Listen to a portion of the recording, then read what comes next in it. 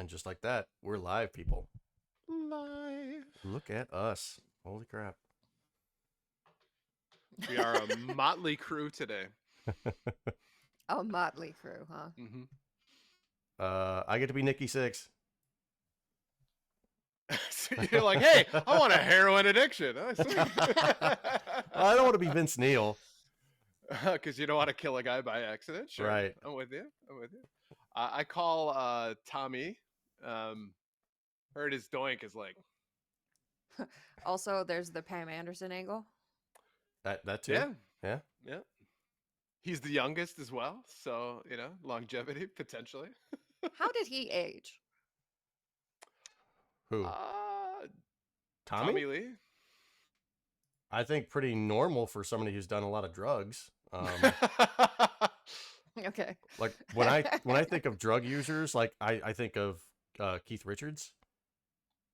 Yeah, is that? Oh, yeah, Keith Richards, and how that guy is still kicking. Let's not forget that he is still kicking, unless he secretly died and nobody's told anybody. He's still going strong. Well, he might have died, but then he was like preserved, so his corpse just kept going. Yeah. That's what money will get you. So there's so many chemicals in his organs that they just kept on trucking. It's the perfect mixture, and he's found the secret of life. Welcome in, Gamatroid. First time being able to watch the show. That's awesome. Yeah, buddy. I am still feeling under the weather a little bit, guys. You were not privy to that last week whenever we were recording. It seemed like after we recorded, then stuff started going downhill. It was like Thursday and Friday, it felt almost like it was just allergies, and it was sneezing and itchy stuff. And then like Saturday morning, that's when I was like, feeling a little achy and whatnot. And then later that night, like, why does everything hurt? Like, this sucks for allergies. That wasn't allergies. All right, well, let's go ahead and get the show started. Welcome, everyone, to Gamers Week podcast. Like the name says, we analyze the best, worst, and weirdest headlines of the past week in the video game industry. This is episode 159, and today is Wednesday, April 2nd, 2025, the day of the long-awaited Switch 2 Direct. Lights from the heavens, angels singing. It was a blessed day. For at least one of us. For at least I had a great day. I know you did. Everybody else seems upset, but I had a great day. All right, thanks everyone for tuning in. My name is Blue Williams, and I'll be your host for this evening. But as you can see, I'm not alone. I do have my two fine co-hosts with me. Please wish better luck next time to my first co-host, who recently pitched an original jingle to the Monsanto company and was devastated when they passed on it. Everyone say hello to Ryan Payne, aka Retro Game Brews. All right, so if you take "Don't Stand So" from the Police and you just change that to Monsanto, it made me laugh. So instead of "Don't Stand So," it's Monsanto, right? It works. It works. It rhymes. It's the same cadence. I'm just saying. Monsanto has the seeds. And when he shared this with us, I asked if he was high. And my response was, I wish. So he came up with that all on his own, everyone. Mm-hmm. Sober as a judge. Proud of you, buddy. Oh, and be sure to send get well wishes to my second co-host, who had to cancel his weekend reservations at the Swinger Mansion when he suddenly got COVID. Instead, you can tune into his burlesque live stream called Panties and Pax Lovid. Everyone say hello to the one and only Donnie G. There's two things you don't go to the Swingers Mansion with, and that's COVID and diarrhea. You just don't do it. Those are the only two things? You stay home. Thank you so much for the subscription, Gamatroid. Much appreciated. Thank you very much. Welcome in, everyone. All right, let's get everything started with our reviews, reactions, and requests. Gaming Again says, it's fun to imagine Goth Blue quoting My Little Pony. and like I replied on Blue Sky, that shit was my jam. Back in the second half of the 80s. God, I loved it. Was was Blue a goth back then or not yet? Have you not yet reached that status? I had not yet reached that status at 6 years old. Okay. But the signs were there. I mean, I loved the Care Bears, Strawberry Shortcake, Rainbow Bright, My Little Pony. I loved all that stuff, but I didn't want to wear the dresses or play with dolls or anything. So, Gotcha. I'm just envisioning a 6-year-old goth and like naps are pain.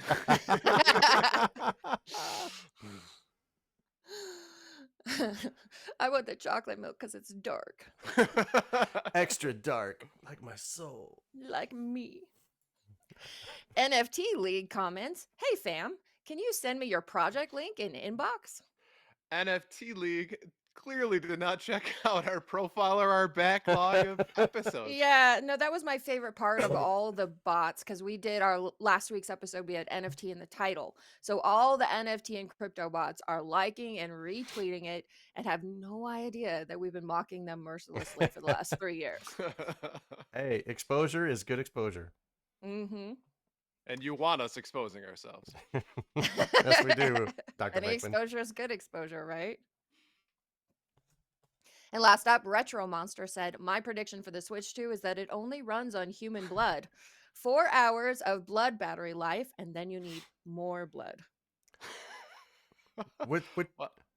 Go ahead, Ron. Go ahead. No, Nope. go ahead. Which is funny because we've already established there was a console that's coming out that's like cooled on blood. So this is now a trend. It's now a thing. We're gonna start please deposit 2 pints to play for 4 hours. Mm-hmm. I mean, you thought the batteries were bad for the Game Gear. Good Lord. Hey, Donnie, you're looking a little pale. Yeah. RPGs, you know. This is 200 hours. I gotta get, full completion. I can't beat this boss in Dusk Blood. I just can't do it. All right, let's move on to our patron shoutouts. Perfect. All right, well, we couldn't do what we do without the help of our gorgeous patrons. Here's some of the generous folks supporting Gamers Week on Patreon.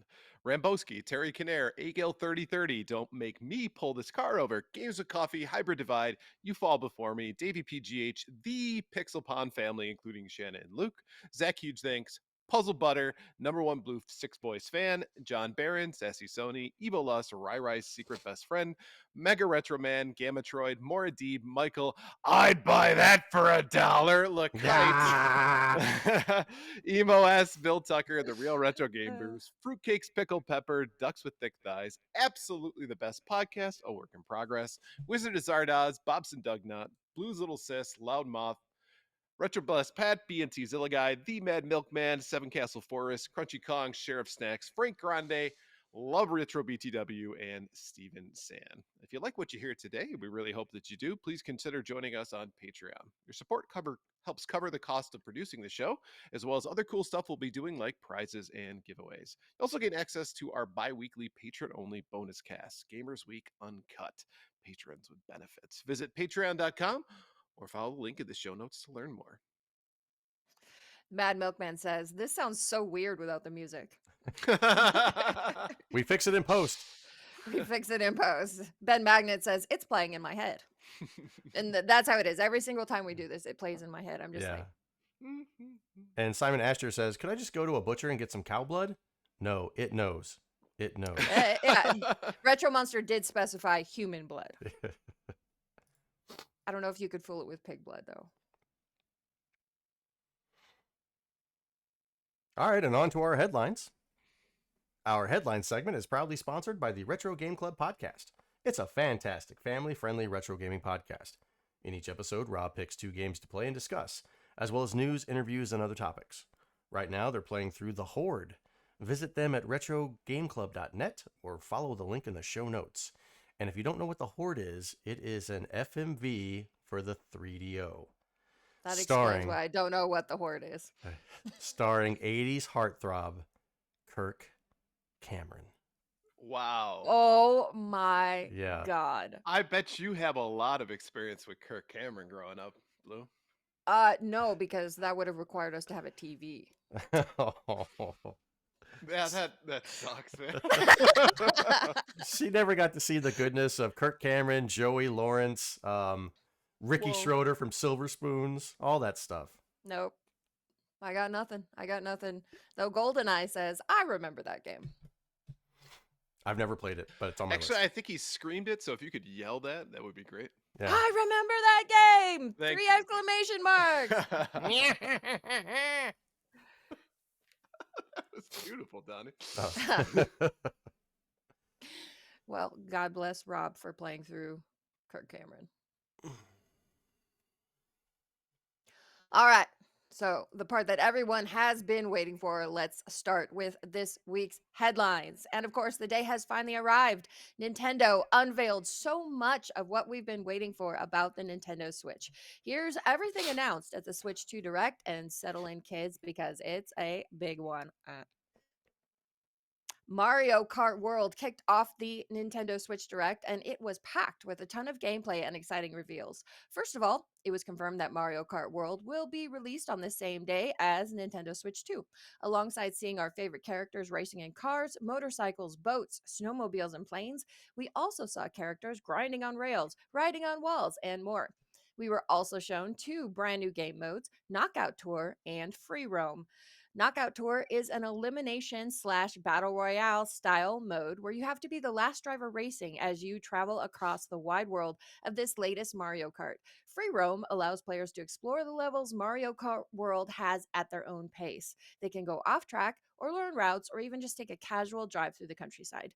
Nintendo also announced a Mario Kart World Direct, which Mario Kart World Direct will take place on April 17, cannot read today, April 17 at 6 a.m. Pacific, 9 a.m. Eastern. She's human. Nintendo revealed that Nintendo Switch 2 will officially be released on June 5th, 2025. My 40th birthday, by the way. And it will cost $449.99 US dollars. There will also be a Nintendo Switch 2 Plus Mario Kart World bundle that will cost $499.99. Nintendo Switch 2 pre-orders will be open at retailers in North America on April 9th, 2025. If you wish to purchase from the Nintendo store, you can register your interest for either Nintendo Switch 2 or the Mario Kart World bundle. If selected, those who registered will be sent an invite to their Nintendo account email when it's time to purchase. Invitations will go out on May 8th, 2025, and will be prioritized on a first come, first served basis to registrants who have purchased a Nintendo Switch Online membership with a minimum of 12 months of paid membership and a minimum of 50 total gameplay hours as of April 2nd, 2025. The Nintendo Switch 2 has a ton of new hardware features and experiences, and it all starts with the console itself that has a 7.9-inch LCD screen that displays games at 1080p. However, those looking for better resolution will be happy to know that the new dock will be able to output video up to 4K resolution and play games at up to 120 frames per second. The new Joy-Con, which connects to the Nintendo Switch 2 with a magnetic snap, looks similar to the original models, but offers new features like mouse control. The right Joy-Con also includes a new C button that will work with the new online game chat feature. Game chat will be free until March 2026 for all Nintendo Switch 2 users, but it will require a Nintendo Switch Online membership after. It was also confirmed that Nintendo Switch 2 will have red game cartridges, 256 gigabytes of internal storage that can be expanded with micro SD express cards, spatial 3D sound, and more. Ducks in Disguise says 7.9 inches is plenty. I would say it's like more than plenty. Yeah. Excessive, really. You're getting it.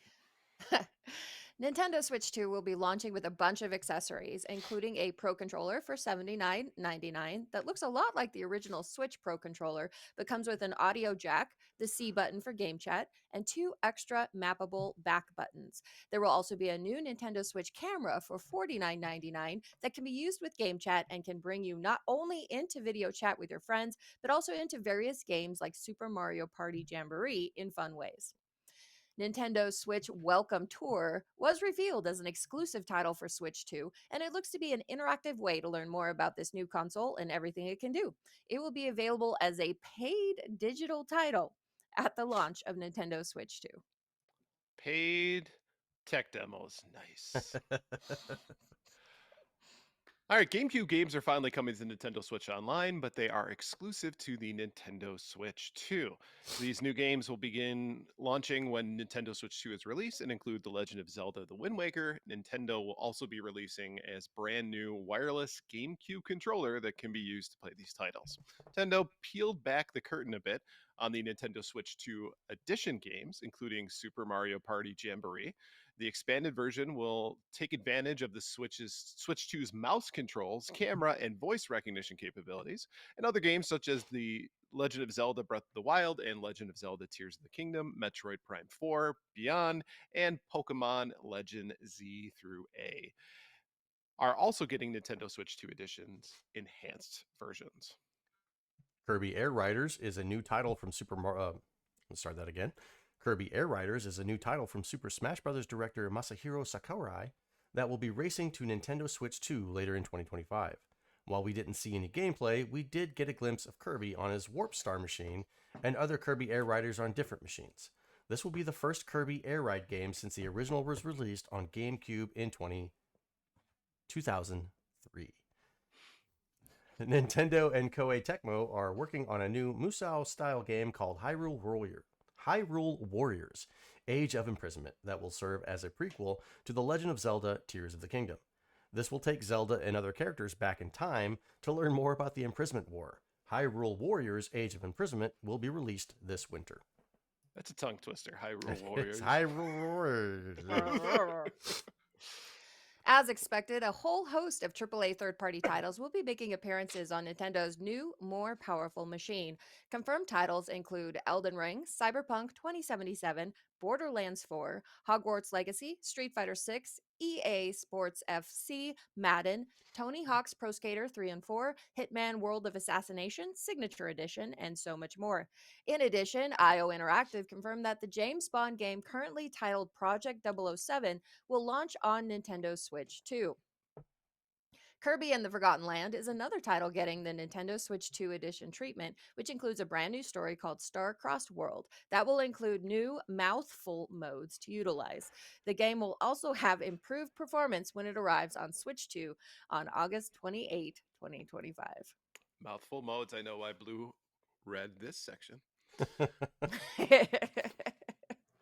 From Software announced a brand new title, The Dusk Bloods, which appears to be centered around vampires or similar creatures and features a range of familiar From Software mechanics and gameplay. However, the real twist in this game's press release, developed for the upcoming Nintendo Switch 2. Duskbloods is a PvPvE title with online multiplayer at its core, where up to 8 players vie for supremacy among themselves and against challenging foes. The Duskbloods will be released in 2026 as a Nintendo Switch 2 exclusive. Familiar software mechanics and gameplay. What, like dying every single fucking time? Yeah. So you know it. Yes, I do. I'm very familiar with it. While not mentioned in the Direct itself, and is instead buried in the fine print of Nintendo's website, the company is also introducing game key cards for some physical Switch 2 games. According to the description, game key cards will unlock a download of the game when you insert the card, which looks like a standard Switch 2 cartridge, and connect to the internet.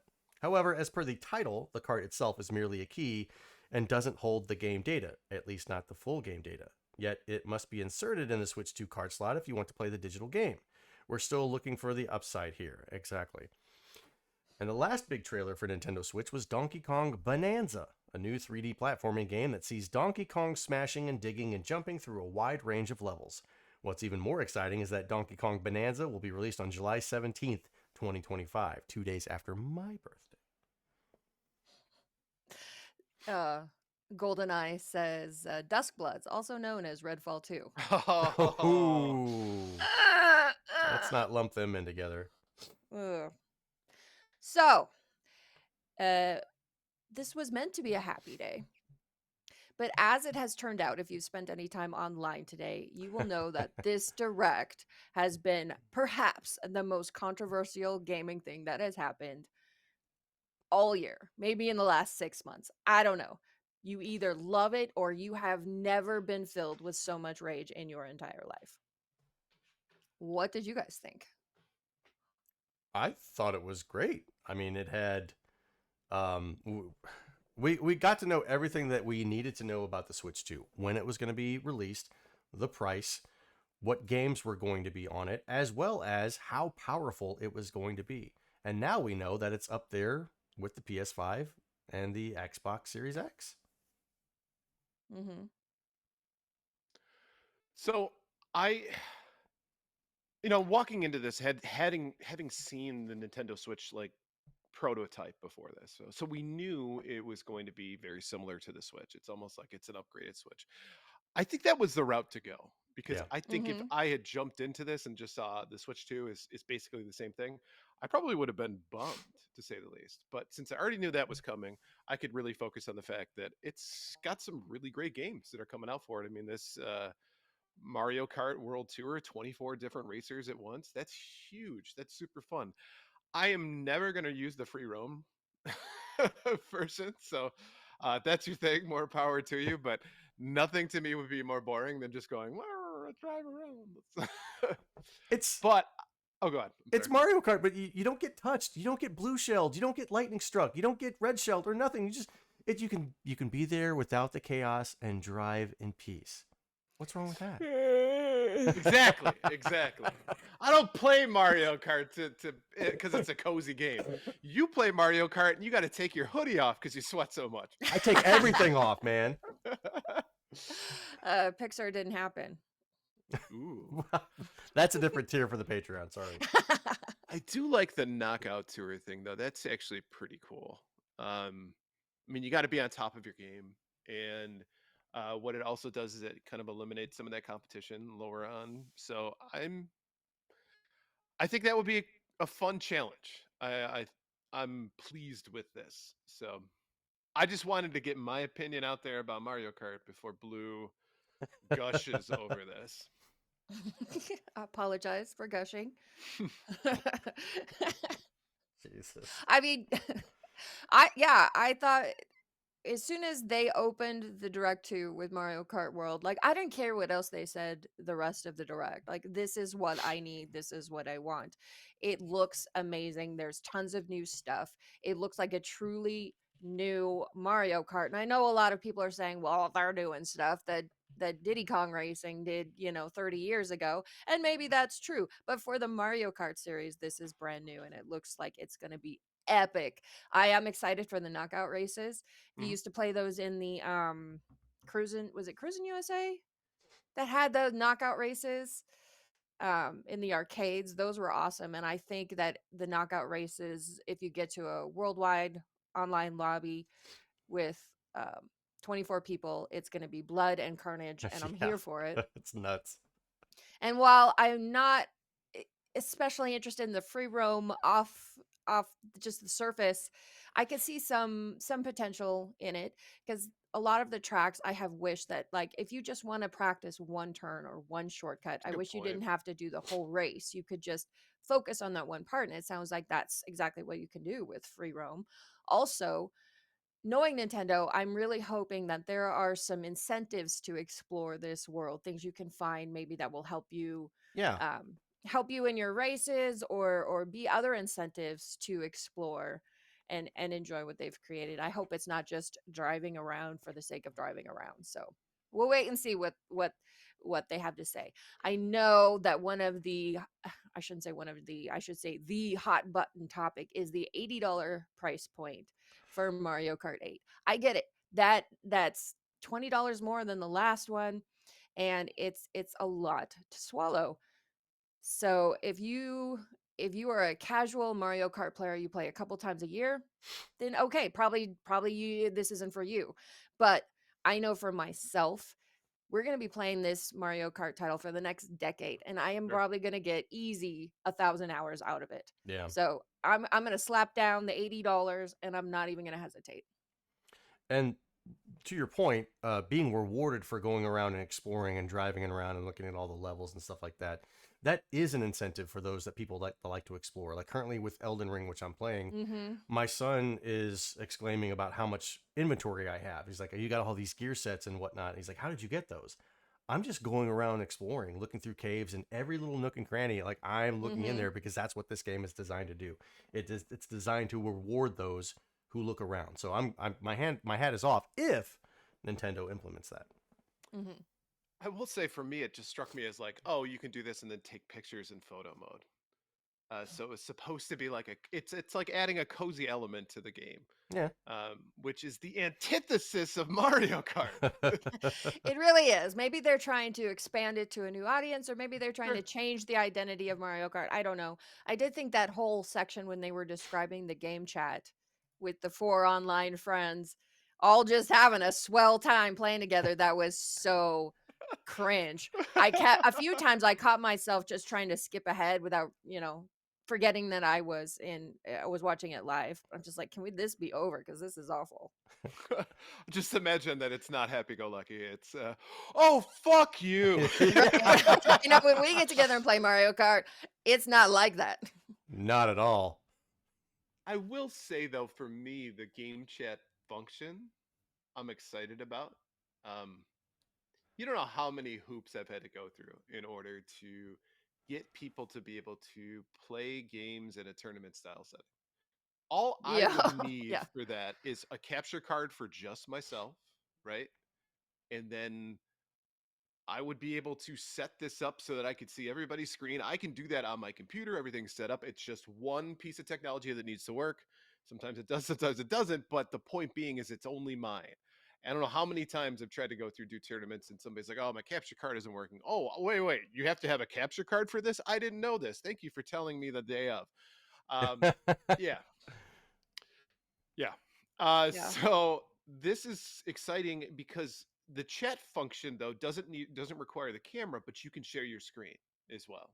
So Mm-hmm. also think about those times in which you wanted to play a game with somebody else, right? And I remember back in the day, I used to play RPGs with my brother, and he would play, I would watch, and we would talk the entire time. You could do that with friends. I think that this is a really cool function, and the fact that it's always on one console and you don't have to go through a million hoops.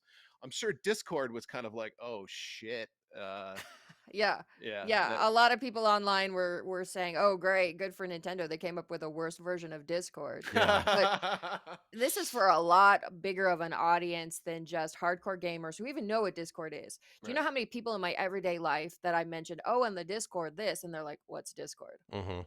So that is who Nintendo is targeting with this. It's kind of If like you've already got Discord, you can keep it. the earlier chat platforms, the voice chat platforms and stuff like that for multiplayer gaming. Like you would, I don't even remember what those are, but I do remember using some for like World of Warcraft. So when somebody told me what this, like, oh, just join this, I'm like, what the hell is that? Oh, and then I have to do subsequent research to figure out what that was. So yeah, there's plenty of people who don't even know what Discord is. Mm-hmm. Mm-hmm. Let's move Yes. on to the price point. TeamSpeak. Let's move on to the price point of the console itself. $450 or $500 if you get the bundle with the digital version of Mario Kart Tour. So a discount. Yeah, it is. It's $30 off, but Yeah. it's a digital download too. So there's a difference in price between digital and physical, if I remember right too. They Mm-hmm. announced. Yeah. So like physicals $80, digital's like $60. Bucks. Mm-hmm. Bucks. Thank you guys. Welcome. So so it's a $10 discount. Thank you, Tommy. You're welcome. But the point being is this is a console that appears to, at least at face value, to be somewhere in the realm of what you would expect between like a PlayStation Pro or PlayStation 4 Pro. It's 1080p, Mm-hmm. it's up to 4K resolution, and they're bringing a lot of titles that were on those consoles to Nintendo now. They're they're pulling a Wii U, but from everyone else's consoles this time rather Yeah. than their own. So it appears that this is going to be a pretty badass machine for what it's worth. So I can see paying a little bit extra for that. When you're stuck at 32 gigs, right?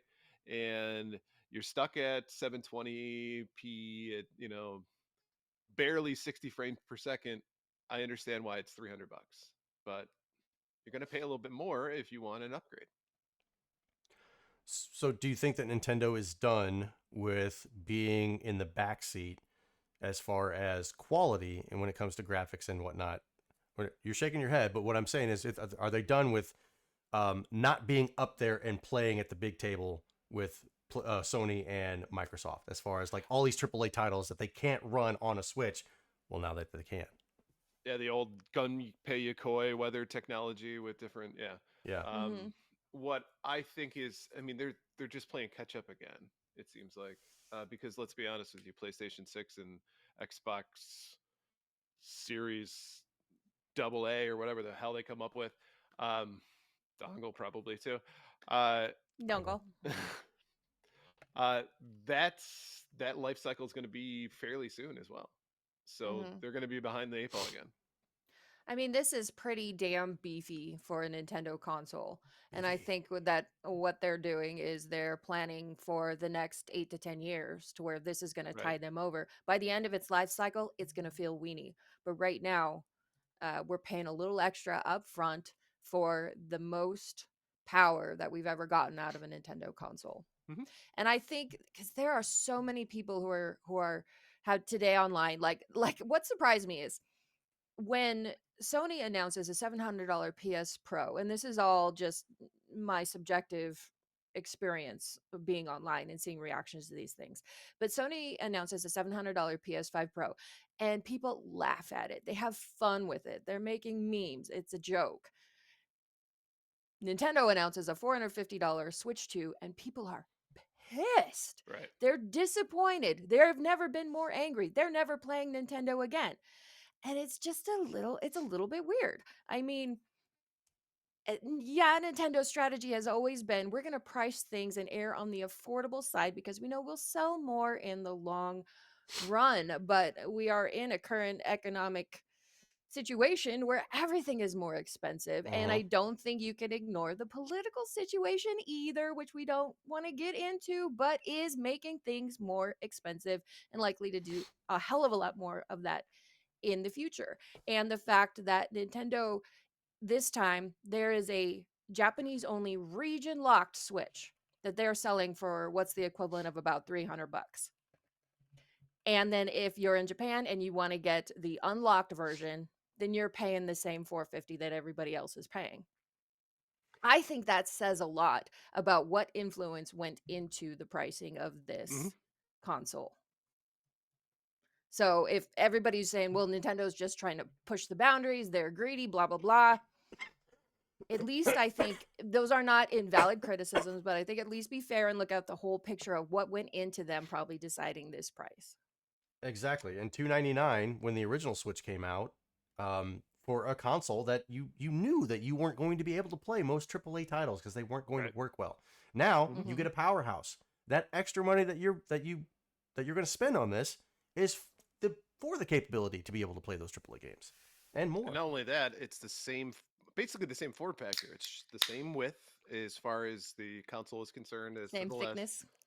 thickness, Thickness. girth. But I mean, a bigger screen. That's, I mean, for them to be able to pack all that in. Pack it in. Mm, with the same thickness. And I'm done. I'm done. Tegan85 says, unpopular opinion. I think we've gotten spoiled with game prices. They stayed so steady for so long and seemed impervious to general inflation, and now they're playing super catch up, and it seems jarring. I agree in the sense that we've had the same prices since the 90s, realistically. Yeah, and even then we've experienced games that were $69 and $79 and stuff like that, but then they came back down. So I mean, it's tough to swallow, along with everything else in the world Giggity. skyrocketing. Yeah, I know. And then because you're like, you used to be able to count on this thing of being able to afford this thing, and now you can afford less of this thing, just like you afford less of everything else. Right. And in the video game industry, we see that most of these big publishing houses, it doesn't look like they're using the money well, which makes it even harder to feel good about spending $80 on a game versus $60 on a game. But right now, I don't think I don't think we have any choice. You do it or you don't buy it. All right. Okay. Well, and it sounds like they're discounting digital games too, so maybe they're trying to encourage you. Hey, Maybe, get but off then that physical stuff. let's talk about these friggin' where are Yeah, the they? cards. Game key cards. What the hell is this shit? So you want me to buy a physical product that doesn't Mm-hmm. do anything Like an except old for physical PC game right that just It- has a download code in it. with a key on it. So you put the disc in, it contacts a server with that, like, oh, you type your key in. Okay. What's the point of the disc? Why don't you just make it download? That's completely absurd and bat crazy. And I think this probably will not catch on, and Nintendo will scrap it. Well, fingers crossed, because it's the worst characteristics of physical games and digital games, and you put them together. Right. Like Right. there's nothing good about it. No one asked for this. No, Not a literally, single- no one asked for this. I mean, we're still in speculation mode though with this one, so I'm curious as to how it pans out, or if it even becomes popular. It said with some physical games. My guess is that it's going to be so unpopular that it will come out with a few of them. People will hate it. People won't buy it, and then they're back to their old ways. But then again, Nintendo is traditionally stubborn, so we shall see. But again, it's probably that has been the most discussion I've seen online, outside of just going, I'm mad, price too big. Uh, the thing that I think most people are upset, and they're calling this the death of physical media, like going to that route. I think that's a little dramatic. I think It we've seen is. a lot bigger steps towards physical media. And like we discussed last week, I'm pretty sure it's inevitable because the publishing houses cannot wait to get rid of the secondhand market. They've Right. hated it since the Yeah. beginning. Because they don't So get that revenue. right. But this is just ridiculous. And like Simon Asher says in the chat, so the game key cards contact a server. So that means the card's use will expire in 8 years. Really? Well, I mean, if there's no server to contact, if you Yeah, have no, to I download the just game, hadn't thought about that, but you're right. And if you think about that, so sell me this at like an extreme discount, and maybe I'll be happy. Yeah.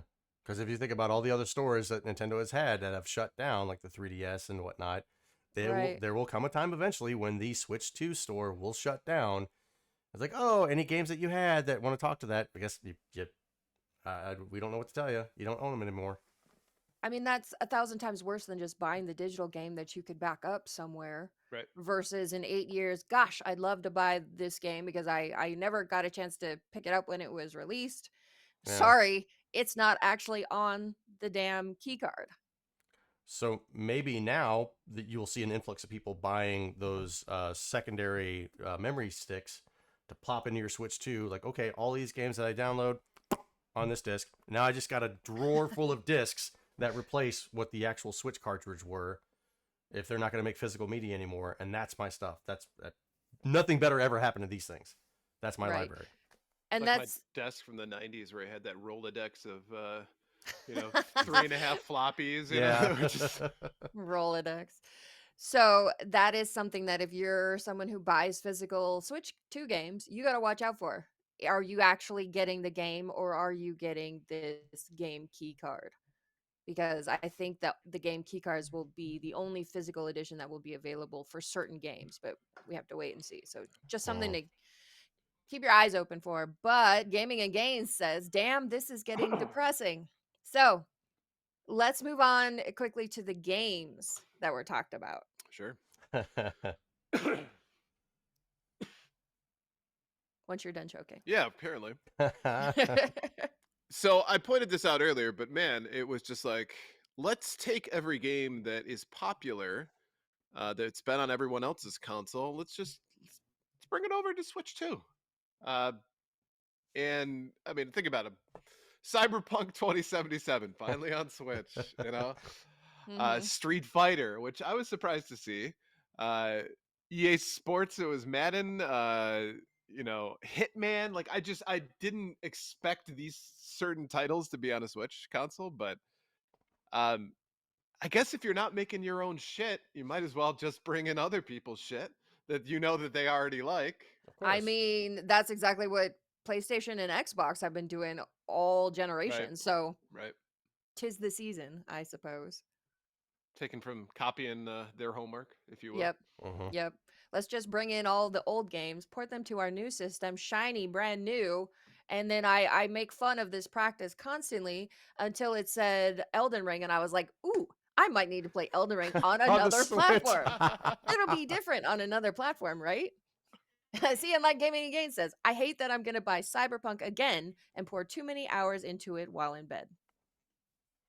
Yeah, I and will that, say though, if you're a solo Switch owner, this is a renaissance, right? This is just like, oh my god, now I get to experience what everybody else has been True. talking about. So this is a huge thing if you're just own the Switch. Yeah, considering the PS5 and the Xbox Series were $600 And at one in a point lot of impossible to ways. find, yeah. So in a lot of ways, if you get the Switch 2 and you can get a good chunk of those consoles libraries for a cheaper price, yeah, this has been a good day. Jay Dragon brings up a good point. Maybe Switch 2 can help Splatoon 3 in terms of connectivity, lessening disconnects, please. Please. Please. I don't have that problem because I don't play that game. And that's why mom doesn't love you. So you could be in the park on your Switch 2 playing Elden Ring and cursing at the top of your lungs because Margot has just killed you for the 56th time and you find no end in sight. And I like that. It's just all the kids are, and you're just like, Fretcher, like Joe Pesci in Home Alone. Moms are covering their ears and whatnot. And you're just like, hey, I'm sorry. It's Elden Ring. It's on the Switch 2. You got to forgive me. Yeah. And One Up John says Cyberpunk has been confirmed to be completely on the cart, which is nice. Nice. Wow. Nice. Yeah. I admit when they popped that one up because I remember how it could not run on the PS4. It could not do it. So I was like, what kind of version of Cyberpunk are we going to get for this? But I guess we'll find out. Fanciful says the biggest competition of the Switch 2 is the original Switch. You got to give me enough tech and envy, and this lineup is not enough for me to get there. And you know what? You're right. I think that it does have to be that console seller game that gets you there. Blue has 2 of hers already, which is of course Mario Kart World Tour. And what's the other one, Blue? They did show a good 5 or 6 seconds of Silk Song. Yeah. I think it was like 2.5. And what did I say? What did I say as we were watching the stream? I posted it in chat. I said, I have a very good feeling about today. I said it. And what happened? Bam. I mean, let's not blow it out of proportion. I have had suspicions that Team Cherry actually completely closed down the studio and disappeared, and we were never getting Silk Song, and just we didn't know it. So to get a confirmation that it exists still, and to have it say 2025 at the bottom of those 5 or 6 seconds, that was encouraging. That was encouraging, because when you've been starving to death and somebody gives you a cracker, like, this is the best cracker you've ever fucking had. So Right. that was my cracker.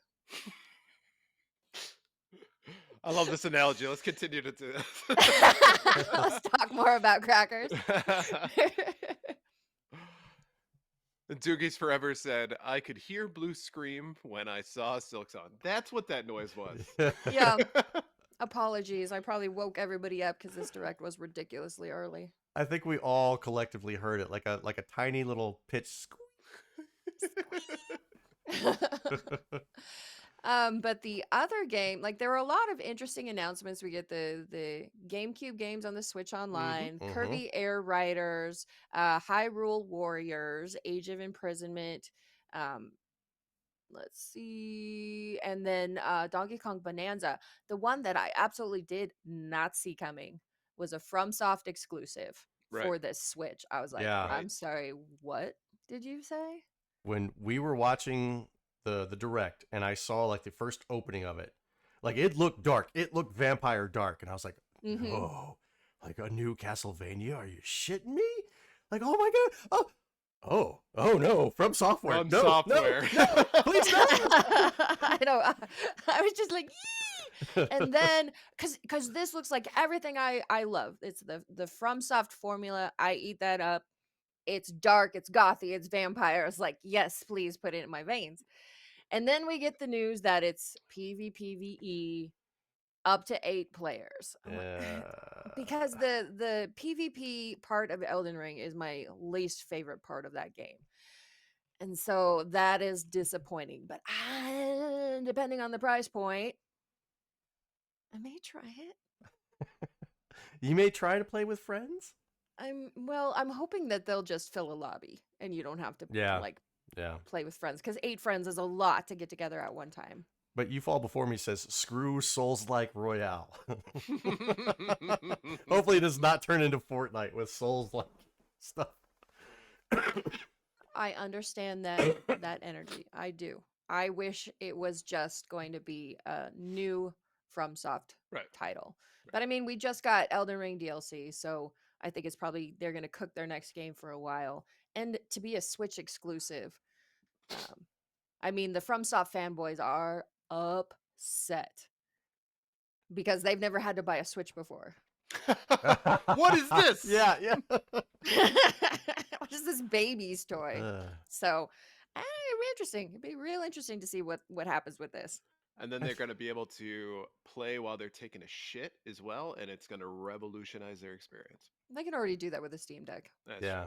true. Yeah. Plenty of shitting going on with the Steam Deck. I should be playing this game on my $4,000 gaming rig.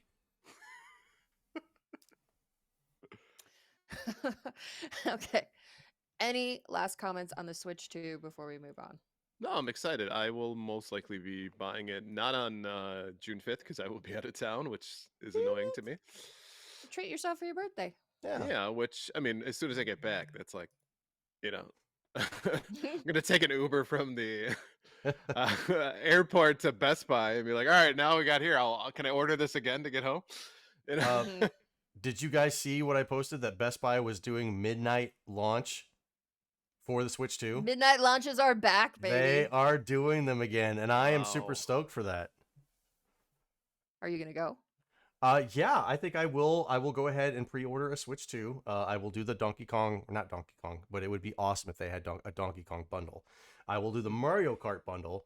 I was pleasantly surprised when I saw it. I was like, maybe I don't need a Switch 2. I play my Switch, but it's not enough. But there are some quality games here that I want to play, and if they're only available on the Switch 2, well, I mean, the only logical thing to do is get the Switch 2. Right. Mm-hmm. And if you're upset about the price and upset about many things, you really don't have to get it. No, you can totally bypass it. That's completely fine. What irks me a little bit is I think the people raging the loudest are still going to be picking one up. So just shh. Yeah. Your emotions are valid, but if you know that you're going to do it anyway, then just shh. And if you're upset, then don't do it. Like I saw my friend K-Chan on Blue Sky was posting. If you're pissed off, then get out of the line so the rest of us can get our pre-orders. Right. Don't sit here and grumble about it. If you're in the line, that means you want to get it. You don't have to. Nobody's forcing you. Nobody's like tying your arm behind your back or whatever. Mm-hmm. Just shut up and have fun like the rest of us. All right.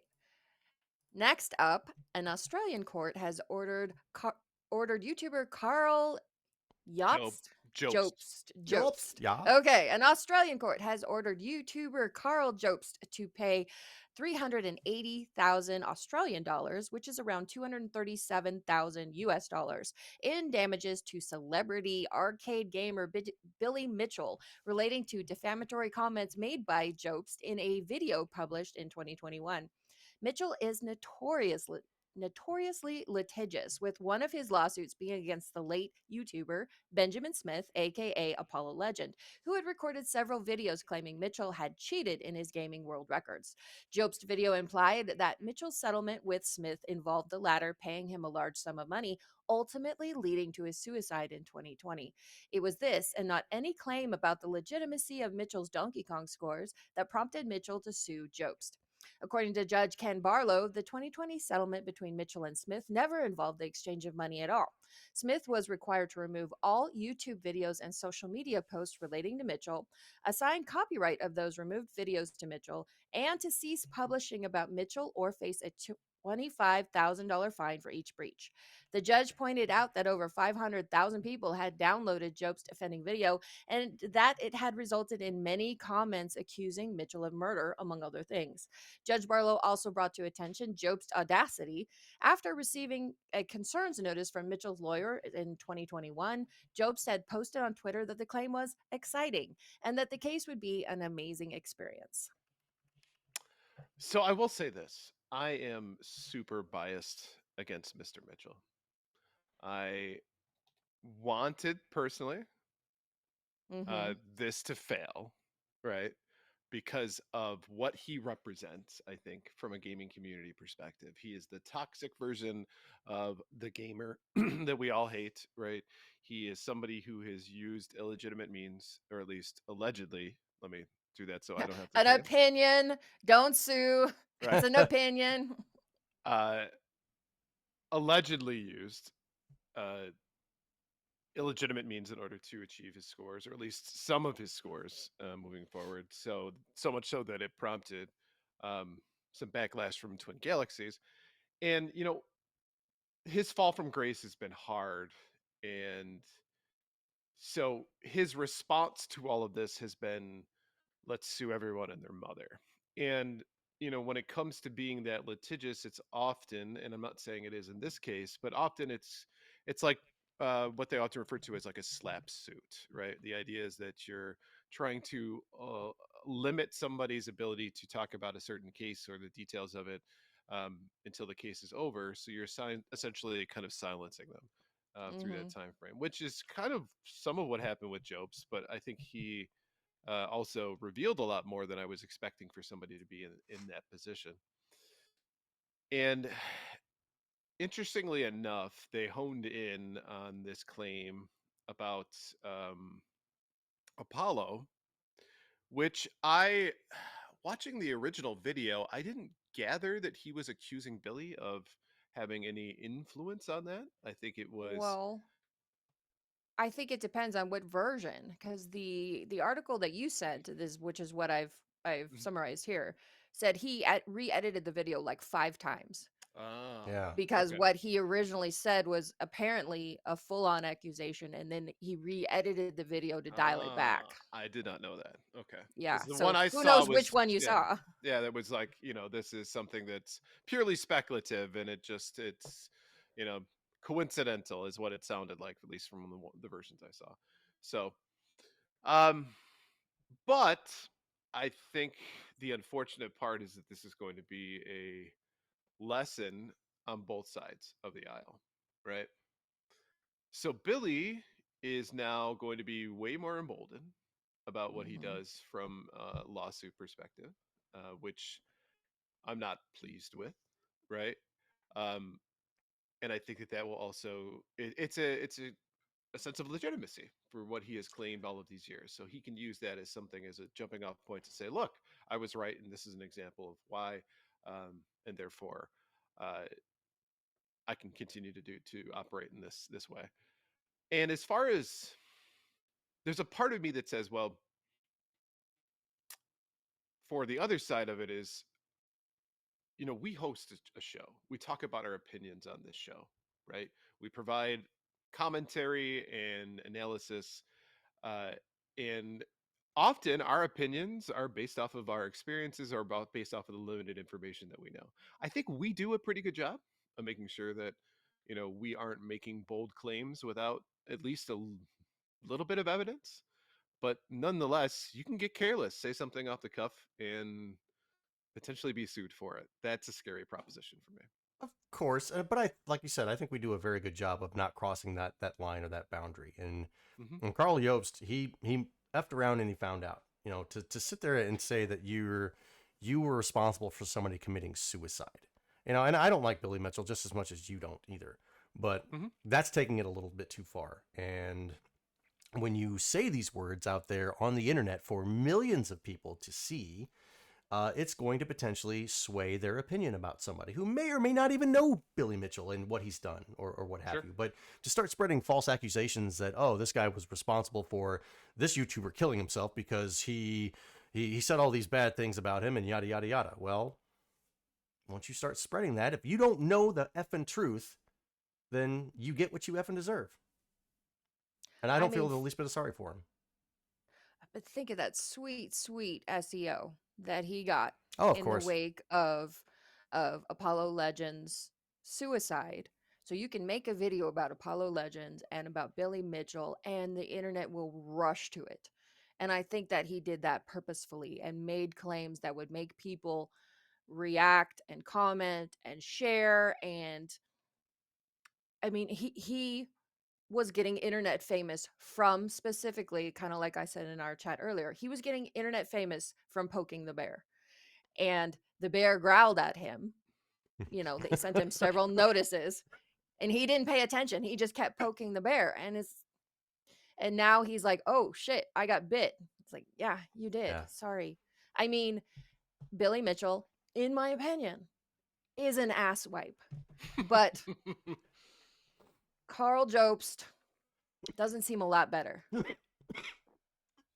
And I will admit, I like Karl because of other things that he's done. He's actually been the one person that does a lot of exposés on confirmed cheaters, is what I'll say. When there's a lot of really solid evidence, and it's so what he brings to the table is great. He also does a lot of speed run videos, which he's particularly skilled in GoldenEye and a few other games. So those are always fun to watch. But yeah, maybe we just took it a little bit too far. It's that bridge too far that ends up poking you in the ass in the end. Billy But Mitchell. you know what? It's, to your point, maybe it was just too lucrative to ignore. I'm thinking he tried to profit off the situation that had nothing to do with him. Yeah. Stuck his nose in and like you said, effed around and found out. Billy Mitchell's the type of guy that will wear the tie of the hot sauce he's trying to promote. Don't be that guy. Don't be that guy. Always wanted to try that sauce. Really? Just to say I have. Oh. And I'll just be like, yeah, I've had Billy Mitchell's hot sauce. That sounds like a euphemism. I've had Billy Mitchell's sauce. What? Yeah. That's why I put hot in front of it. Thank you very much. Oh, God. All right, and last up, Palworld developer Pocketpair is absolutely making a visual novel. Pointedly announced March 31st, not April 1st, the game has a Steam page and everything, and I did go online today and verify the Steam page is still there on April 2nd. You, the protagonist, enroll as a transfer student in the prestigious Palpagos Private Academy. You will meet unique pals and enjoy school life through friendship and romance. It's up to you whether you stay friends with the pals, develop romantic relationships with them, or even dismember and eat them. What? Palworld itself isn't any stranger to dark humor. You can cook pals or just overwork them, but the cast of the upcoming visual novel, Palworld, more than just pals, are fully anthropomorphized with clothes and the capacity for human speech. Why can you dismember and eat them? I have several more questions, but that's the most pressing one. The trailer itself gives a glimpse at the kind of scenes this accursed creation will provide, like getting caught staring at school nurse Saya's chest or petting Chillet while they make suggestive noises. As of yet, Palworld, more than just pals, doesn't have a release date, so we'll be safe from it for a while longer. So I love that this is Pokemon with guns, and they're taking it to that next Yeah. level. Like, how can we piss off Nintendo even more after they sued us? Let's make a game that is so far away from the squeaky clean image of Pokemon. Mm-hmm. This game Gaming has... Again says, I had no interest until it said we get to eat them. This game has everything. Cannibalism, teacher's breasts, guns, Dan Cortez.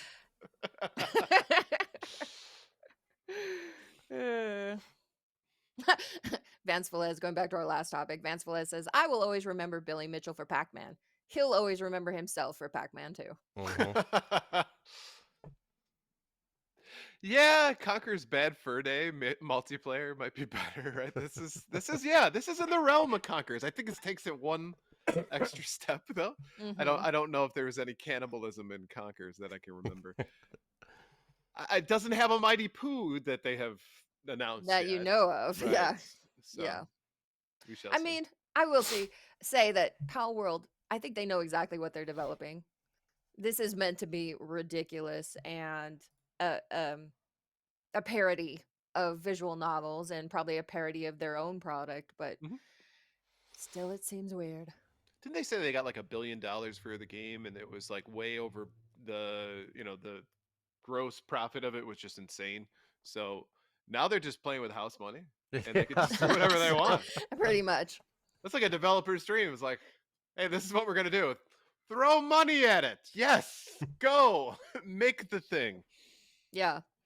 So I can't wait till this comes out and you find out which anthropomorphized animal do I really want to romance? Nope. Nope. Very popular with the furry community. Yep. So you can then eat it. I mean, Sometimes you Oh.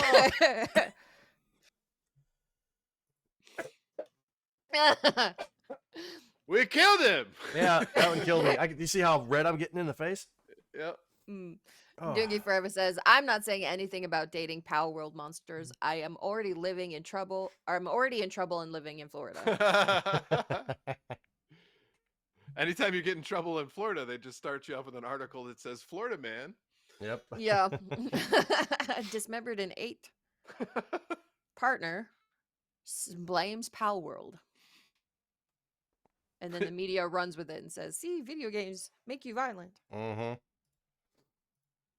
They just make me hungry.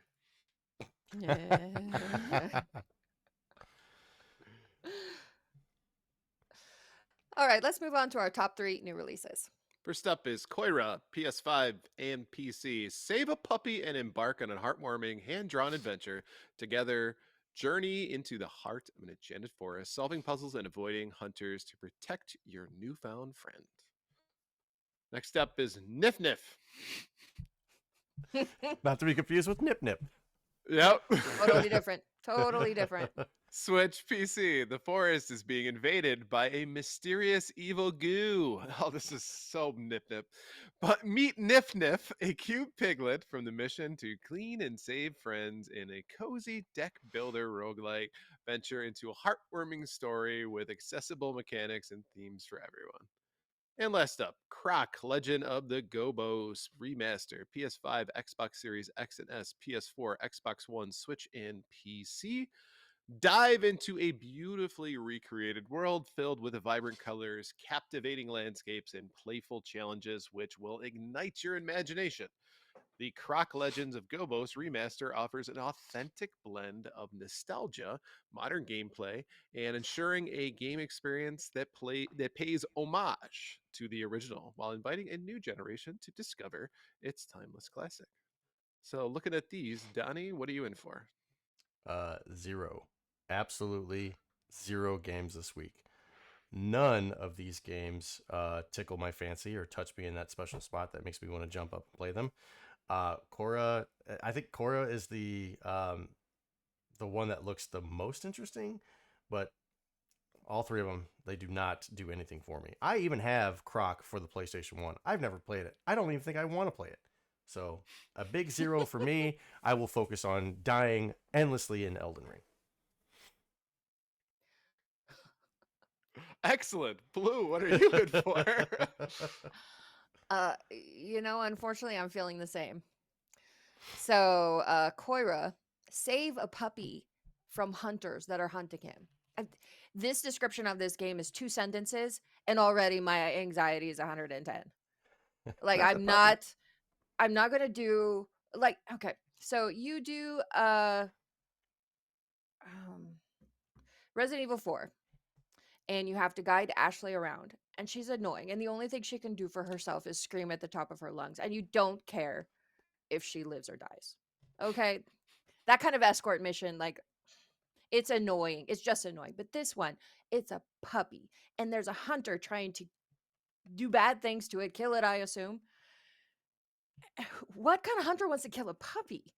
Like, this is a big responsibility, and I can't handle it. I cannot handle it. You go out there and you find that fucking dog. So I'm skipping Koira. Nif Nif, I do love me a deck builder roguelike, but this is a cozy deck builder roguelike. And if you watch the trailer, it is super cozy, super duper cozy. And that is not for me. You fall before me says, does that game have a soundtrack by Sarah McLachlan? It In should. the arms of the angel. So cozy game fans deserve deck builder roguelikes of their own, but this is not for me. And then Croc, Legend of the Gobos. I have no nostalgia for this game. Never played it back in the day. And I think that I have a lot. I know that fans of this game are so excited for this remaster. I've seen so many people pumped for it. But I have more interesting looking platformers in my backlog that I think I would rather be playing instead. So, nada for me this week. Gaming and Game Nice. says, I think I'd play as a croc trying to eat golfers. And you know what? So would I. What about you, Ryan? Yeah, that's gonna be a big 0 for the 3 of us. Goose egg. Yeah. So Koira, not only you're right that the anxiety of you can't lose one mission. No, Right? you There's cannot. just- You have to be perfect the entire time. The Right. puppy depends on it. And the second part is I just hate the art style of this. I don't know. It's all black and white, and like if you looked at it, it's you traversing in like trying to hide from the hunters, but like everything is black. I can see myself being like, my old ass eyes are not going to handle this very well. Nif Nif looks like everything I hate about games. Cozy, deck builder, roguelike. And then add on top of it that this is basically a game that looks like Peppa Pig as well. So Yeah. thankfully it doesn't have the really cringy British accent. So that I will give them points for that. But yeah, I will pass easily on this one. And Croc is, what's interesting about Croc is that as I remember, it was supposed to be a Nintendo game, and Croc was supposed to be Yoshi, and they dropped it. And so they just like, all right, what does Yoshi kind of look like? All right, I'll just extend out its snout. Croc, win. Which, I mean, yeah, you're right. There are quite a few people who are fans of this game and have been for a while. So excited for them. Just, yeah, I've never really even touched it. So Croc of shit is more like it.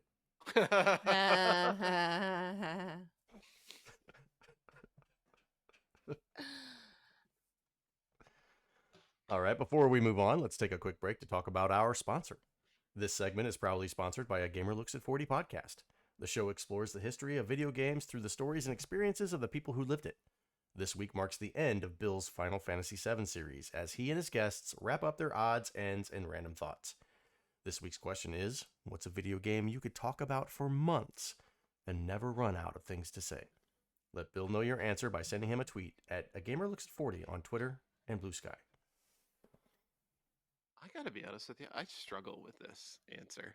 I don't know if there's a game that I could talk about for months and be still enthusiastic and passionate about it. I like variety. I like to switch things up, you know? So I would definitely struggle to be able to talk about a game for months. I mean, there's certain games that have really fantastic lore. There's certain games that have a really good story outside of it. So some of the development history behind it. The only one that comes to mind that hits both of those is Chrono Trigger, but I don't know if I could still talk about Chrono Trigger for months on it. So, Gaming Again says the original Legend of Zelda. I've been talking about it for 35 years. Magnet says Kingdom Hearts, Sonic CD, Final Fantasy 12. Like, how many ones are after that? J Dragon 272 says Metroid Fusion. I don't think I could talk about Night Trap for 2 months straight. Yeah. Yeah, that'd be a tough one. Yeah. I mean, if you're so when you say like talk about it for months, okay, maybe you talk about it once a week. I think there are a lot of games out there, like the current one I'm playing, Elden Ring. I could talk about that game for probably several months and all the bullshit mechanics that I run into with these fucking bosses every single fucking time. See, you and Clayman Yeah. can have that conversation because Clayman says, I think you know my answer, which is Elden Ring. So, I'm actually gonna go with Space. What is that? It's not Space Ace because that's the uh Dragon Lair clone. Yeah. Which one does he love? Space Quest. Space Quest. That's Yeah. right. With Roger Wilco.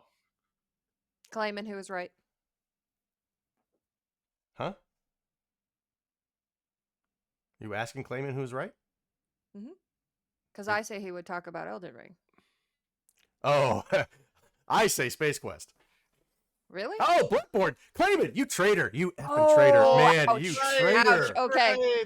No, he's not a traitor. We failed him. Yes, we we 100% failed him.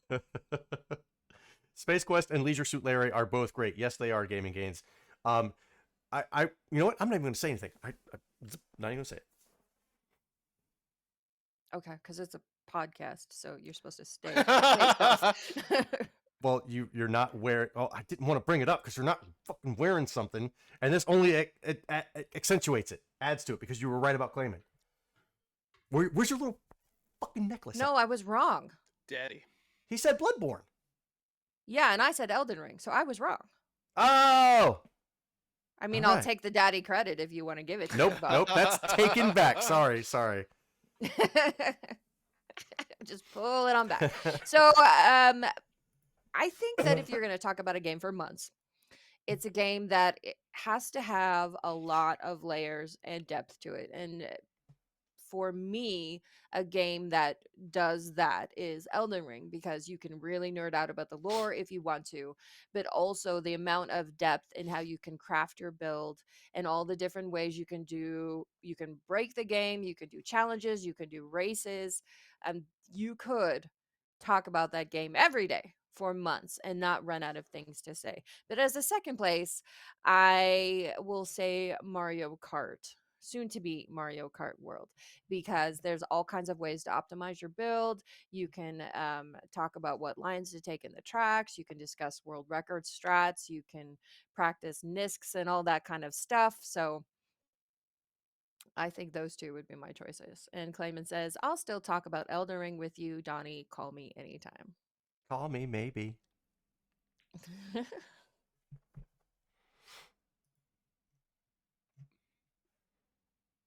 All right. Well, thank you for coming, students. Please take your seats and welcome back to Professor Rybred's Gaming History 101. And in today's lesson, we're going to talk a little bit about a phenomenon that has annoyed me since I started gaming back on the NES. Have you ever been playing a game and all of a sudden it's full of sprites and different things are on the screen, and all of a sudden time slows down? Well, that is actually a result of the fact that the processor on old consoles can't handle as many sprites on the screen that are currently available. You see examples of that, especially in space shooters, or if Bowser throws out too many hammers towards the end of a level in Mario Brothers. So today we're going to talk about one particular console that has seen a resurgence of this. And, it started off, of course, with an early history of it, but we're going to take a look at what it takes to overclock your Super Nintendo Entertainment System. So look at this, Donnie. You asked for something, and you shall. You shall receive. Oof.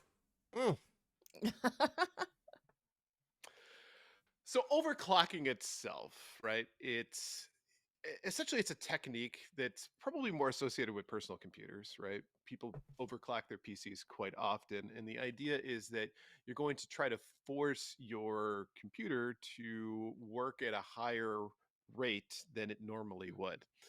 Now, that's a good thing in certain instances because that means that your computer is able to process more information and run it a little bit more smoothly. It also runs the risk, though, because there are some side effects to overclocking as well that could potentially break your system or overheat it. So it's a bit of a gamble.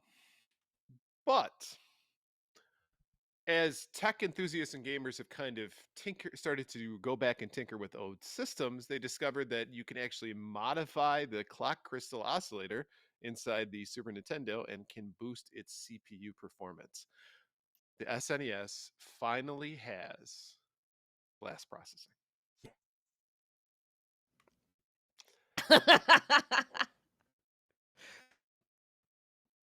So if we look at it, I mean, there's a lot of technical things that you can get into this, but one of the things that I will say is that the stock, like, running speed for a Super Nintendo is somewhere between 2.6 megahertz and above. So if you really want to nerd into it, right, uh, it can be adjusted all the way up to utilizing this method to right around about 3.5 megahertz, not gigahertz, megahertz. So, and Clayman says, say clock crystal oscillator 10 times fast. clock ratio oscillator. Clock crystal oscillator. Clock crystal oscillator. Clock crystal oscillator. Nope. I got Nope, you're losing it. But this is something that I think modern gamers have kind of looked back and started doing, but this wasn't the first attempt at providing overclocking for a Super Nintendo. So some of the earliest recorded modifications actually involved groups of enthusiasts in kind of the late 90s who were experimenting with overclocking NES or Super NES consoles at local LAN parties. And the event was typically associated with PC gaming. So, if you already know how to do overclocking, it just makes sense that you would try to do it with your old systems. So stories emerged of like modders showing off their modified system running Gradius 3 without the usual heavy slowdown, leading to excitement in kind of niche gaming communities. And that's one of the problems. I mean, I remember we did an RGB high score with R-Type, Super R-Type, and there are definite sections throughout that entire game where no matter what, it's going to slow down. Mm-hmm. And so with that in mind, slowing down can be either a curse or a blessing. In Super R-Type, sometimes that's a good thing because that means you have time to dodge things as they come through. But it's also frustrating, right? And don't forget UN Squadron as well. That's another game that has the slowdown, yes, which has helped me immensely, but I still can't beat that game. So Donnie is not going to be looking to overclock his Super Nintendo anytime soon. So by the mid-2000s, online forums like Beck Health's Forum, NES Dev, and Assembler Games became gathering places for hardware modders to discuss ways to overclock the SNES safely. Their goals were to reduce slow time in games like Gradius, Super R-Type, and Mega Man X, finding ways to make overclocking toggable via a switch, and understanding the impact of faster clock speeds on the SNES's various subsystems. So during those periods, modders such as Bacteria and Vile Tim pioneered different techniques, including bypassing the system's wait states and designing circuit modifications to allow more precise overclocking. However, a key challenge remained: increasing the SNES's clock speed without breaking compatibility with certain games or introducing glitches. I'm just imagining like putting it into the system and you get the glitch gremlin immediately, or it just and potentially fries everything. So, Is that the technical term for it? yes, the feel free to spell that out anytime you'd like. Oh no, looks like you got a over there. All right, interesting moment though in the history of the Super Nintendo. Overclocking occurred in 2006 when a dedicated modder claimed to have run an SNES at nearly double its normal speed using an aggressive crystal swap. So while the modifications initially seemed successful, the system actually quickly overheated and eventually corrupted the graphics of Legend of Zelda: Link to the Past, proving that there are limits to how far the SNES could be pushed. So if we jump forward to the 2010s, as technology improved and knowledge about the Super Nintendo hardware deepened, there were breakthroughs that emerged in the world of Super Nintendo overclocking. So YouTube and social media definitely helped and provided platform modders with an opportunity to share what they were doing. And more players became interested in boosting their Super Nintendo performance. So some of the most notable achievements during that time included dynamic overclocking. Instead of a permanent overclock, modders found a ways for to allow users to again switch between normal and high clock settings.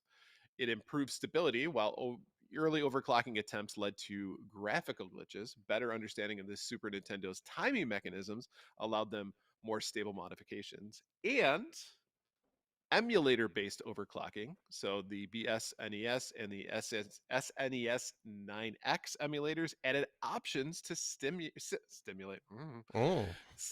simulate overclocking, letting players experience improved performance without actually modifying any hardware. So in 2013, a YouTube demonstrated overclocking a Super Nintendo system running Super Mario World with an astonishing smooth frame rate, prompting excitement in the community. However, they're also discovered that certain animations, such as Mario's spin jump, appeared broken due to the game's reliance on the original timing of the SNES hardware. So during that time period, the rise of FPGA, field programmable gate array. Hey, I've heard of that. yes. SNES clones, such as the Brainmeister, also allowed for testing overclocking in a controlled environment, further advancing the modding scene. The So as we look Framemeister. Framemeister. Sorry. No. Making a copy. Speeding up the SNES.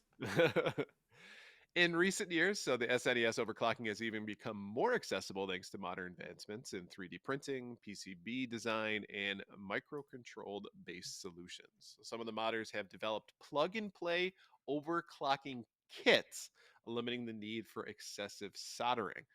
And additionally, relying on overclocking, some enthusiasts have started working on software level fixes. So ROM hacks now exist that remove artificial slowdown in many of the SNES games, achieving the same result without having to alter the console's hardware.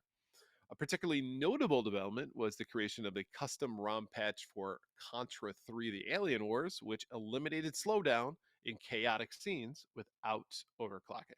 So, this actually sparked debate in the community about whether hardware modification was even necessary when software optimization could achieve similar results. So, as we kind of look forward to this, with the what was started in obviously the mid to late 90s and grown into kind of a well documented, highly modding field and created communities around this. Um, the knowledge gained from the SNES also influenced modders for other things like the N64 or even PlayStation 1. And for those willing to experiment, you can do this at home, interestingly enough. So there are kits you can buy, or you 3D printer. There are certain things that you can do in order to make this a reality. But there are detailed instructions on how to overclock your SNES if you feel so inclined. But this is one of a big but. If you do this, be aware it could absolutely system. But as they say, no risk, no reward. I like big butts, and I cannot lie, so I'll be trying this. So we look at this as a kind of a cool aspect, right? When it comes down to it, the things that we always found annoying back in the day, that people have nerded out and created solutions for these types of things, and it's created entire communities around that, and that's led to other consoles getting the same treatment, which I am all for. I love this. This is like forcing quality of life upgrades without having to wait for Nintendo to do it for you. So thank you for attending today's Gaming History 101. Just a reminder, if you have any ideas for a story you'd like to hear, send us a message at gamersweekpodcast@gmail.com, and we might feature your suggestion. All right. Well, let's go ahead and wrap up the show. Thank you all for listening to episode 159 of Gamers Week podcast. And a big thank you to the Retro Game Club, Love Retro BTW, A Gamer Looks at 40 podcast, and Pixel Palm Production Company for sponsoring this episode. Don't forget to check out their links in the show notes. If you want to connect with Gamers Week, follow us on Twitter and Blue Sky at Gamers Week PC. Watch us right here on Twitch at twitch.tv/GamersWeek podcast, where we will record live every Wednesday at 8:30 Central Time. Email us at gamersweekpodcast@gmail.com. Visit our merch store at gamers-week-podcast.creator-spring.com. Or if you want to do it the easy way, follow the link in the show notes. And last but not least, join us on Patreon at patreon.com/gamersweek. Finally, since you made it all the way to the end of the episode, please leave us a rating and a review to let us know how we did. We really do value your feedback. And while you're there, consider subscribing on iTunes, Spotify, or your podcast platform of choice. Do you guys realize we're only 10 episodes away from 169? I How cannot can wait we for have that one. 169 when we've already had a 69? This would What be about a second 69. or 30s or 11s? 1169s? You've had 169 already. Can't get greedy. Just Yeah. Please, sir, I have some more. More? Thank you, everybody, for hanging out with us again tonight. We are going to send you on over to our friends, Pixel Bond Production Company. They are streaming some retro. They are good friends, Ducks in Disguise and Redox PDX. So hang out with them for a little bit and tell them we sent you. Tell them we said hi. And we will be back here next week, Monday and Wednesday. So see ya. Have a good night and take care. Bye. bye. Bye. Bye-bye. Bye-bye.